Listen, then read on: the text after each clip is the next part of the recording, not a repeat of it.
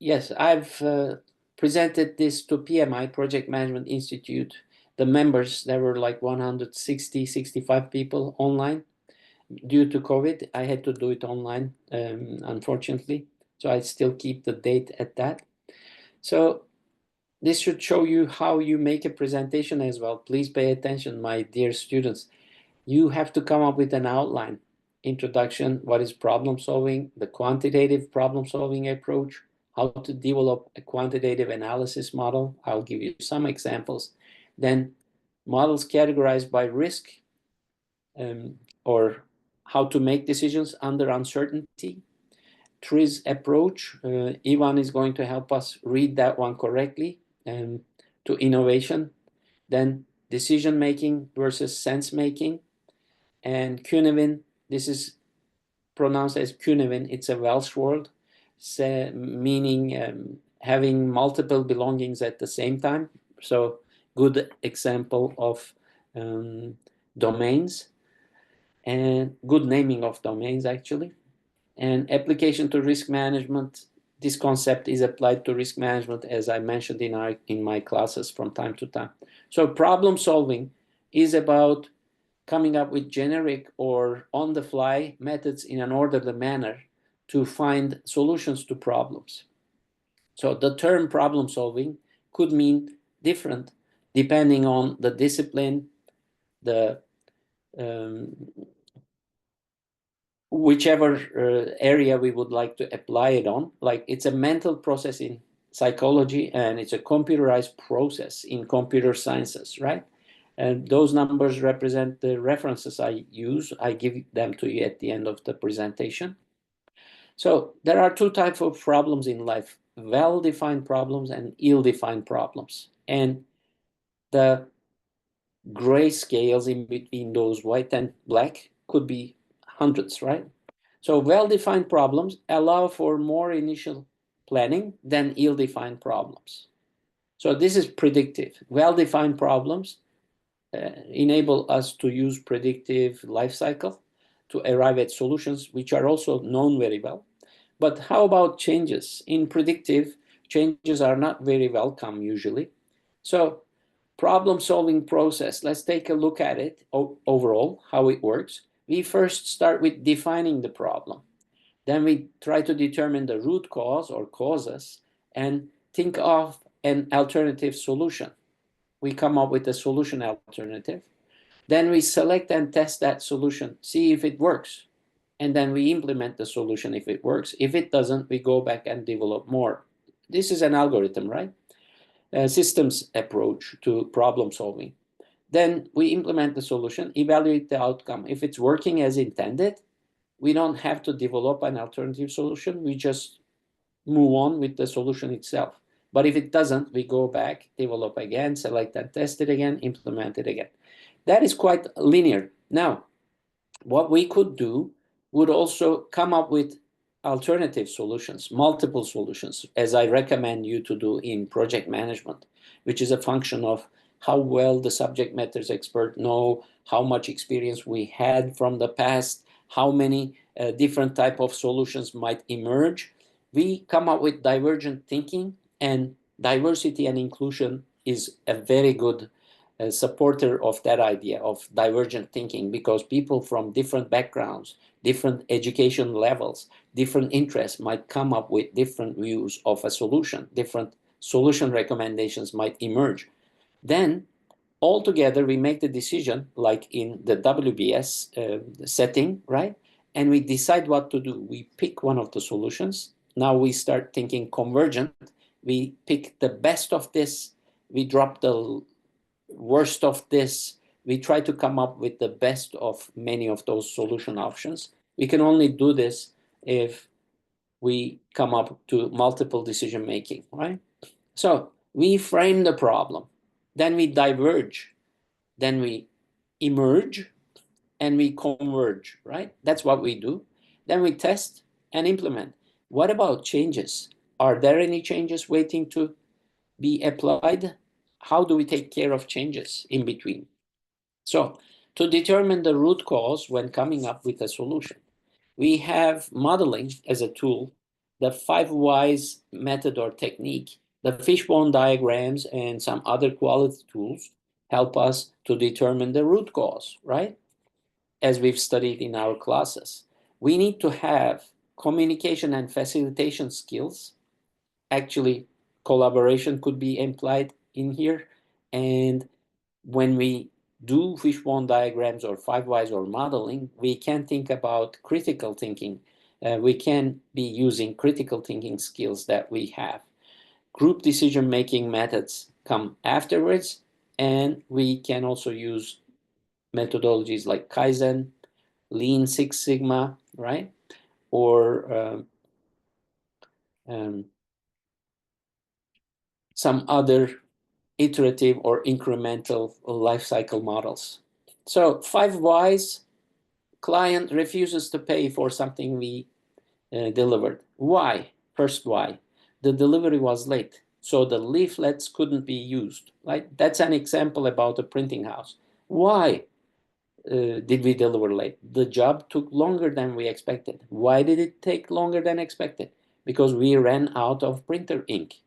Why did we run out of printer ink? The ink was all used on a large last-minute order. Why did we do that? We didn't have enough ink in stock and couldn't order new supplies in time. So the root cause could usually be found after asking for why 5 times. That usually takes us to the root cause. So what is the countermeasure or mitigation? Find an ink supplier who can deliver at short notice so that we can continue to minimize our inventory, reduce waste, and respond to customer demands. That's actually what Lean Six Sigma is also suggesting we do, right? Minimize inventory, minimize waste, reduce waste, and respond to customer demand. That's all about quality. So how to develop a quantitative analysis model? Well, we have profit is equal to sales minus expenses, revenues minus expenses. So we try to figure out what the break-even point is, in which I showed you an example regarding the break-even point. I think when we were checking the evaluation criteria or how to select a project or how to select a supplier. So break even is where our sales is equal to our expenses, where we get our money back, right? Where we hope to get our money back. So models can accurately represent reality, but they can help a decision maker formulate problems. They can give us insight and information. They can help us save time and money regarding decision making and problem solving. And sometimes a model is the only way to solve large or complex problems in a timely fashion. We can also use them to communicate problems and solutions to others, but models are hardly ever equal to the real life examples. In subway signaling, when we have a simulation of a subway line, we can check all the operational aspects of the computer-based train control signaling system. However, we cannot know what happens if it snows heavily. We cannot know what happens if the rail tracks are left under the rainwater, for example, right? Those type of physical stuff we cannot model. So models have limits. That's what I'm trying to tell you. We can also categorize our models using risk. So mathematical models which don't have risk or uncertainty are called deterministic models. So all the values we use in the model are known with complete certainty. That is what we do in predictive approach a lot. And mathematical models which involve uncertainty, chance, or risk are called probabilistic models. So usually when we look at our solutions domain, in simple domain, we can only apply deterministic models. All others could be applicable in probabilistic models. So this is known as decision making under uncertainty. Values that we use in the model are estimates based on certain probabilities, like our activities, like our risks. There are certain probabilities, and if that risk materializes, there's a consequence, and that probability times consequence usually gives us what we should put aside as a contingency budget. Similarly, if we estimate the activity durations and those activity durations are not as estimated, then we have to set aside some budget to add to our contingency in case activities take longer than expected. What are we supposed to do, right? That's where we need to make some decisions under uncertainty. So those are high-level stuff. Now, Ivan, can you read what is written down here? Theoria, Reasoneia. Hi, sir. Can you read? It's like a theory of different tasks related to art, basically. Okay, but can you read it in Russian as Yeah, I well? can, yeah. Теория решения изобразительных задач. That's why I'm not reading it. Thank you very much.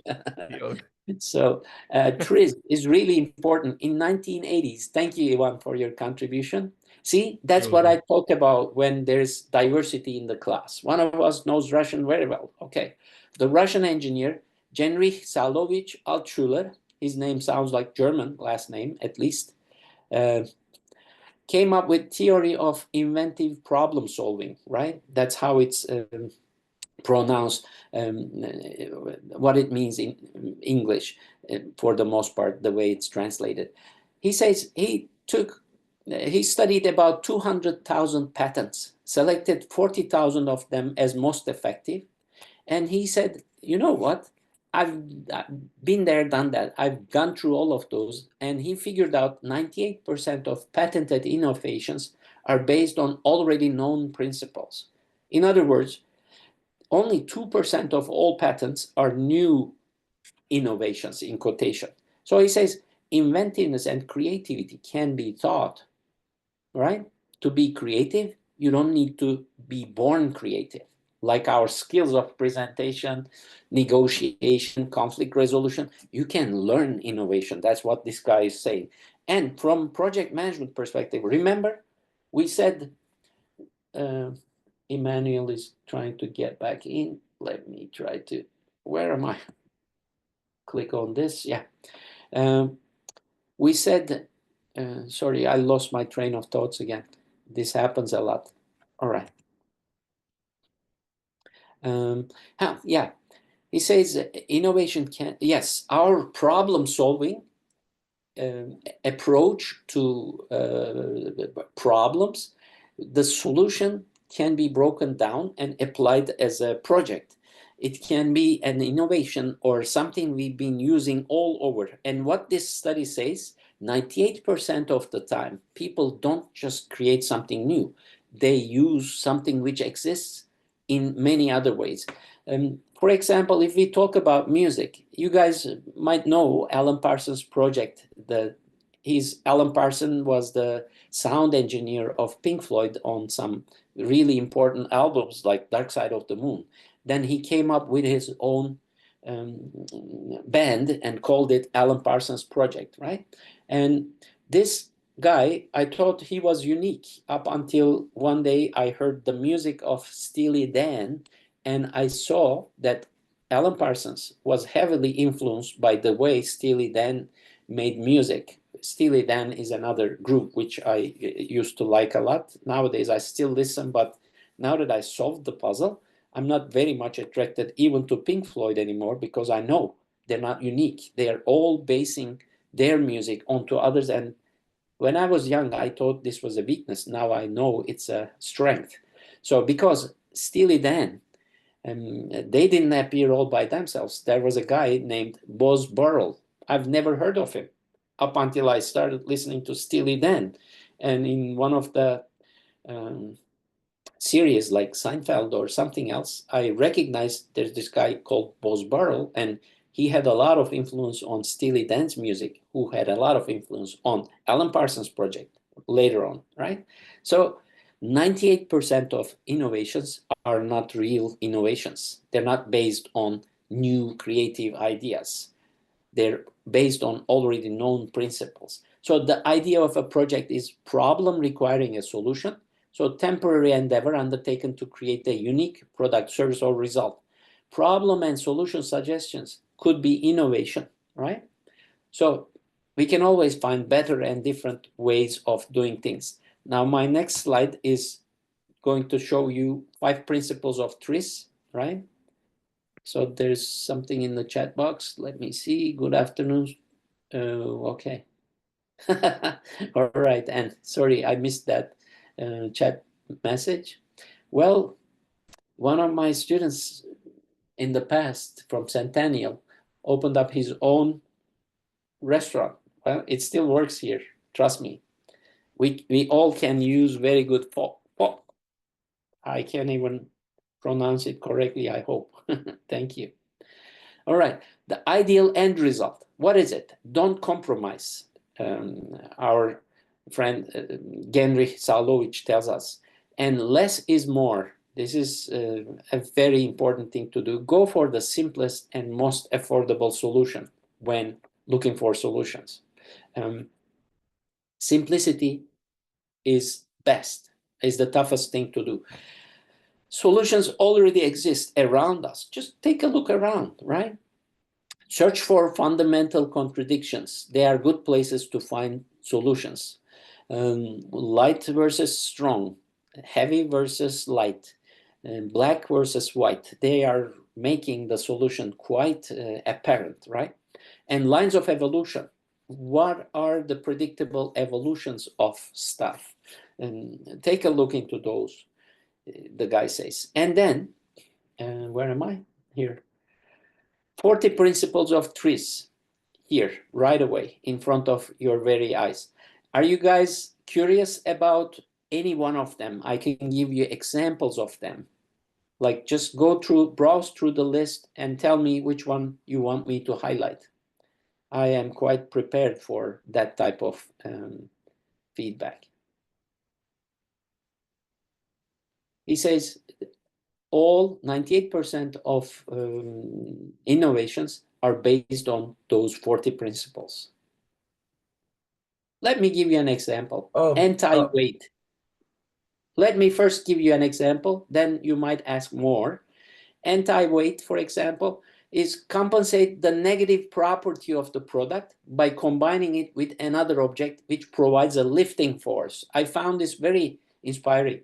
The hovercraft was invented that way by using anti-weight, right? Instead of immersing something into water and propelling the thing like we do with most boats, etc.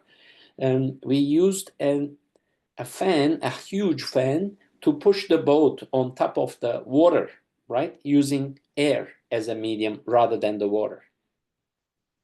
Yes, and you were curious about one. Let me know which one.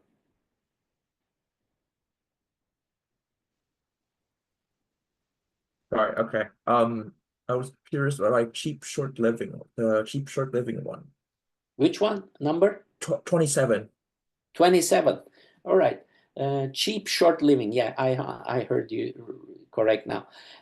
Use inexpensive and or disposable objects to reduce the costs. For example, disposable cutlery, edible plates, right? Isn't it interesting? 28 mechanics substitution would be replacing a mechanical system with a different shape, action, or function, like folding electric bikes, right? This is really interesting, I'm telling you. If you guys are curious, another dimension could be an interesting one. For example, the layered cake, changing the orientation of a linear product from vertical to horizontal, and use a different dimensional multi-story arrangement. Layered cake is something like that. Number 18, yeah? I just think that self-serving is probably like one of the most common, like, causes for innovations. Which self? Self-serving, 25. Yeah. Self-service. Yeah. Sorry, I thought you said survey. I couldn't understand. Yeah. Yeah, I just think that like it could. I think, in my opinion, it's one of the most common like causes to innovations. Yes. You know, you go to a supermarket. In the past, you used to wait for the checkout, but now you can self-checkout. You can use Apple Watch to pay for it. Make an object serve itself by performing auxiliary helpful functions. That is what we could do, right?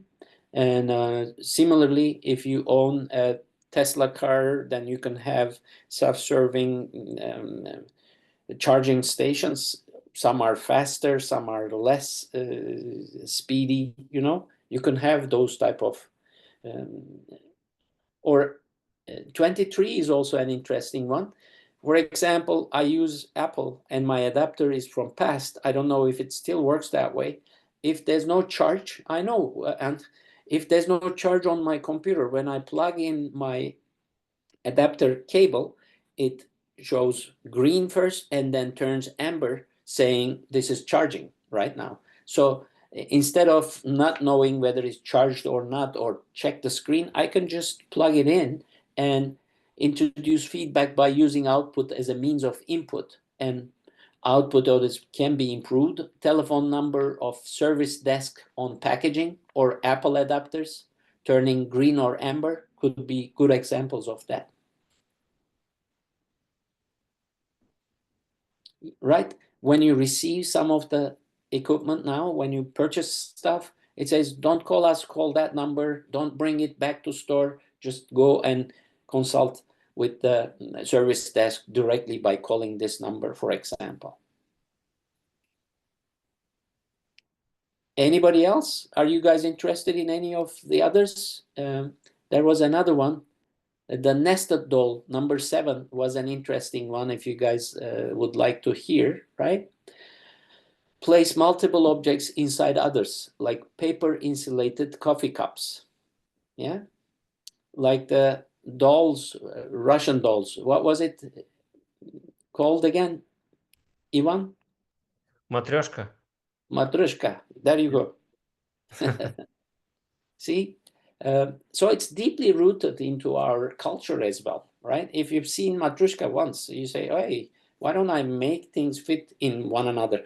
Similarly, we have the measuring cups in the kitchen fitting inside each other, and there's some aesthetics. The ones I purchased from MoMA, in New York, I think Museum of Modern Art. Yes, they were selling those type of measuring cups fitting into one another with different colors, both providing aesthetics and functionality in the same one. Number 9, for example, preliminary anti-action. Analyze beforehand what can go wrong and take preliminary counteraction, like sun milk, or what do we call it? Sun lotion, suntan lotion.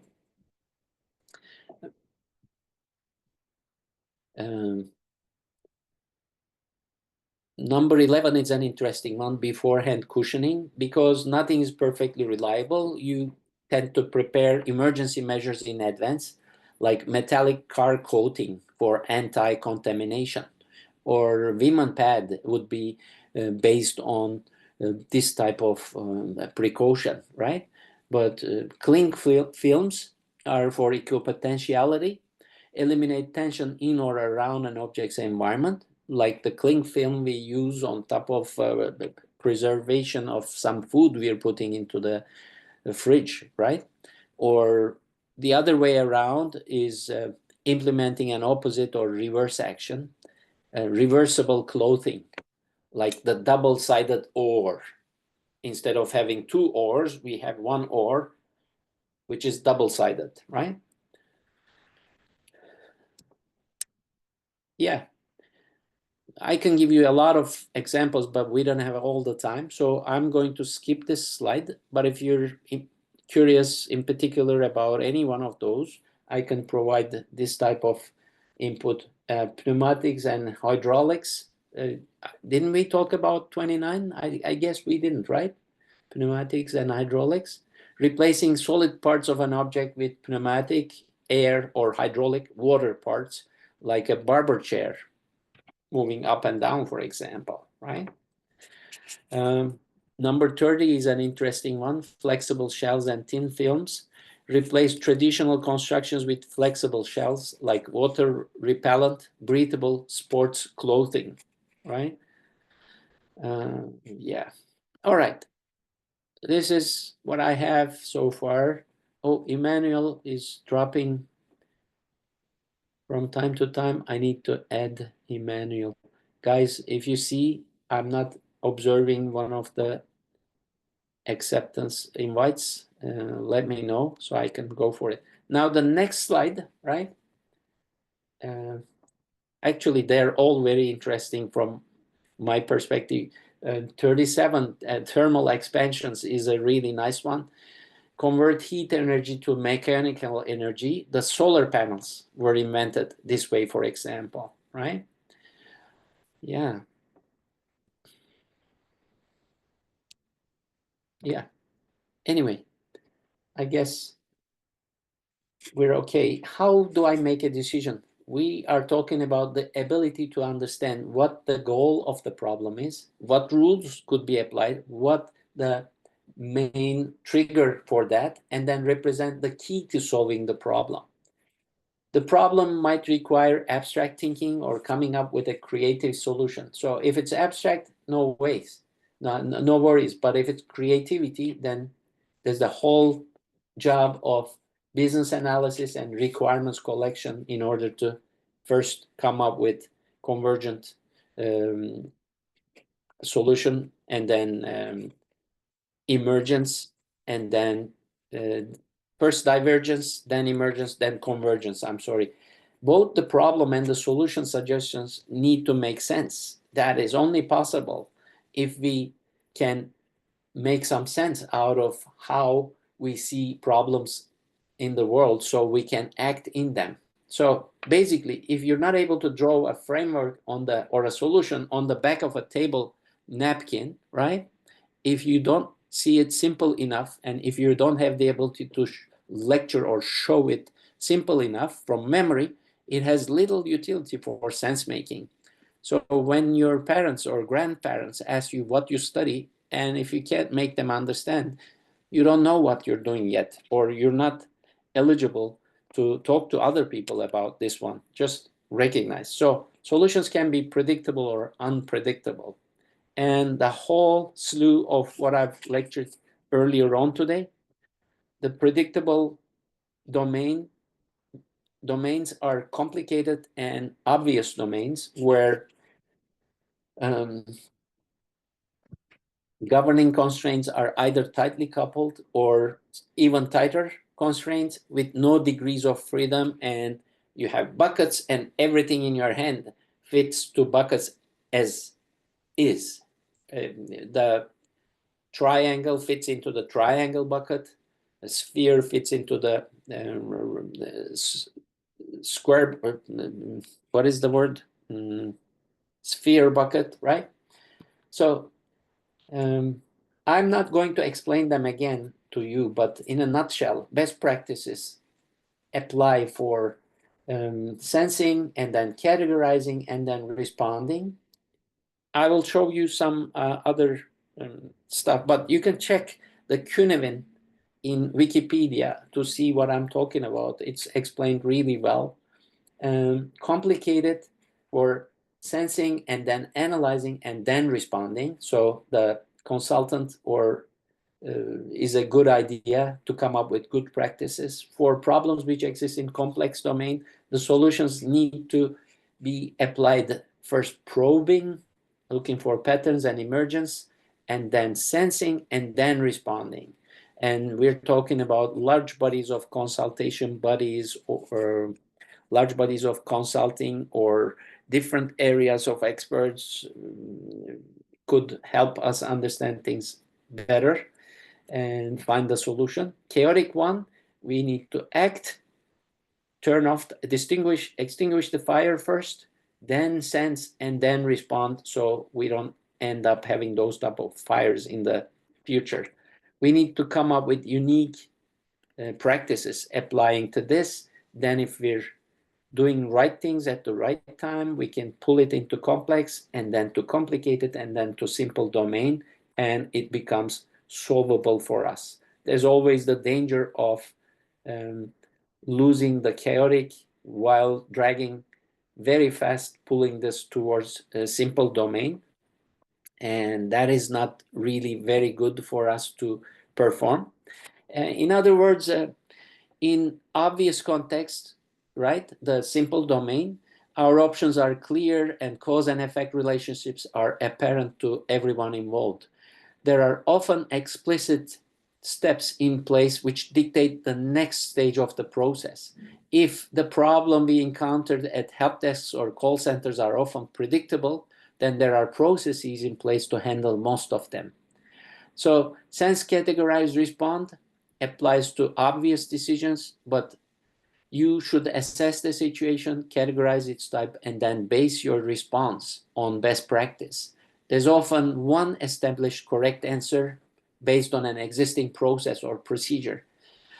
However, there's also a danger that obvious context may be oversimplified, and this often happens when leaders or an entire organization experience success and then become complacent.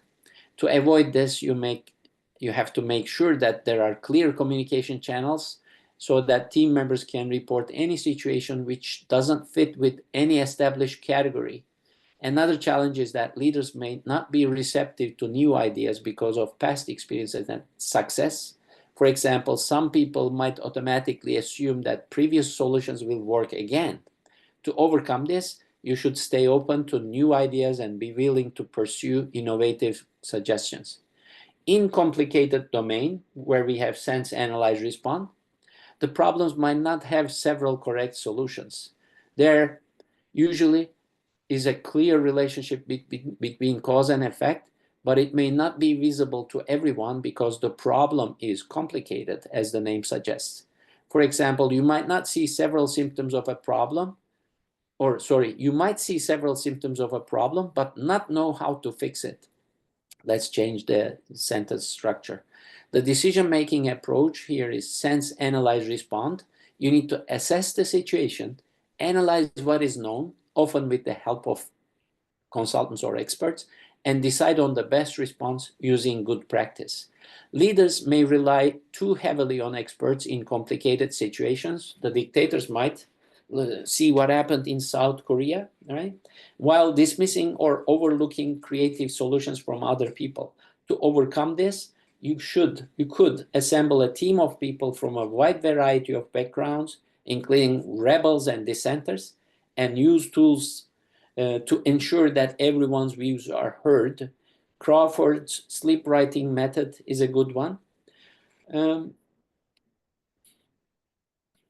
So in complex situations, it might be impossible to identify one correct situation or spot cause and effect relationships.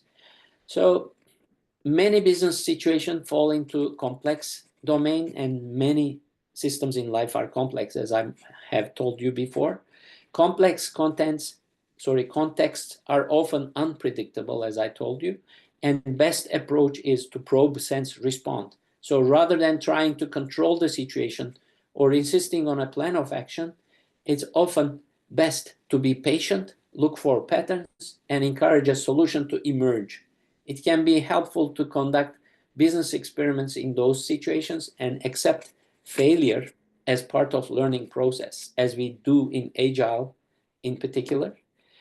Make sure that you have processes in place to guide your team's thinking. Even a simple set of rules can lead to better solutions than no guidance at all. Communications is very important here. Putting a diverse group of people together to arrive at an innovation, creative solution to complex problem. We use tools like random input or provocation to generate new ideas and encourage team to debate the possibilities. And complicated and complex situations are similar in some ways, but it can be challenging to tell which of them you're experiencing. However, if you need to make a decision based on incomplete data, then you're likely to be in a complex situation, decision-making under uncertainty. The last domain, the chaotic one, no relationship between cause and effect exists, so your primary goal is first to establish order and stability. Crisis and emergency scenarios often fall into this domain. So this decision-making approach we have here is act, sense, respond. As I told you before, you need to act decisively to address the most pressing issues where sense where there is stability and where there isn't, and then respond to move the situation from chaos to complexity to navigate chaotic situations successfully. Conduct a risk analysis to identify possible risks, prioritize them with a risk impact versus probability chart, and make sure that you have a comprehensive crisis plan in place. It's impossible to prepare for every situation, but planning for identifiable risks is often helpful. And reliable information is very critical in certain and chaotic situations, so make sure you know how to communicate during a crisis situation, right? And yes, we've done all those. Chaotic is funny. Look at chaotic. It moves all over the place. I put those in place for the presentation to look nicer. So apply this to your life, my dear students. How can you do it? I'll show you one example of it, but start thinking in those terms. Next time you have to make an important decision at work, in life, aim to identify the domain you're in correctly and use the appropriate decision-making approach to process information and move forward. 6, risk management. Known knowns, what we have, familiar, certain, well-worn pathways, constraints self-evident to all, stable within universal constraints, self-evident solutions. Those are the activities that we perform in any project, for example. We sense, categorize, and respond. Then complicated domain is known unknowns, known risks we have seen in the past. Sense, analyze, respond applies in here. Right people, right process at the right time.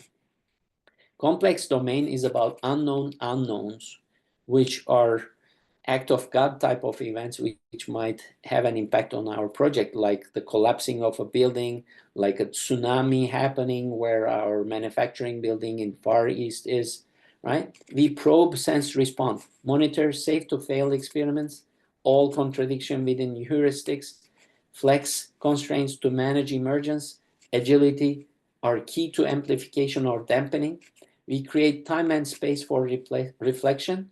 Human sensor networks need to be operational, and scenario planning, including micro scenarios, build and monitor requisite diversity, and unknowable unknowns are for chaotic environments in which human sensor networks could be used to establish heuristics and parables, crews as crisis management teams organized, simulation games for key managers, multi-perspective descent feedback could be used where we act, sense, and respond, which provides us with the speed of authoritative response, follow and enforce heuristics which appear during project-related problem determination, focus on constraints and not the solution, use the opportunity to innovate, in which temporary state and we don't have time, no evidence of any constraint, high turbulence, no patterns, all certainties